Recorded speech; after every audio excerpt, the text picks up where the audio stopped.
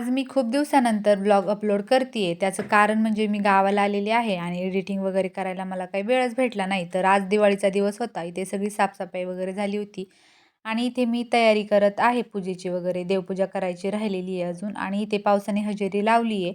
त्यानंतर इथे मी हार वगैरे बनवून घेतलेत आणि जी रांगोळी काढायची आहे मला फुलांची, त्याच्यासाठी मी इथे फ्लॉवर कट वगैरे करून ठेवलेले आहेत.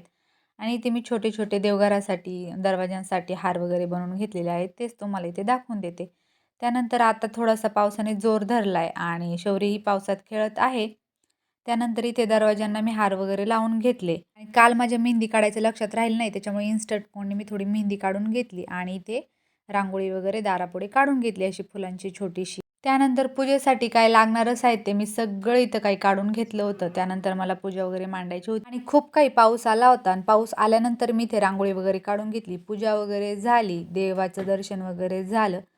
त्यानंतर हे पहा इथे दिवे वगैरे लावून व्यवस्थित सगळी पूजा वगैरे करून घेतली आणि पूजा वगैरे शौर्यच्या पप्पांनी केली होती. तर मी तुम्हाला नेक्स्ट व्हिडिओमध्ये दाखवीलच कशा पद्धतीने पूजा केली. इथे फटाके वगैरे फोडण्याचं काम झालं. मुलेही खूप एन्जॉय करत होते आणि असा गेला आमचा दिवाळीचा दिवस. तर तुम्हाला कसा वाटला? आवडला असेल तर लाईक, कमेंट करायला विसरू नका आणि भेटूयात नेक्स्ट व्हिडिओमध्ये. तोपर्यंत बाय.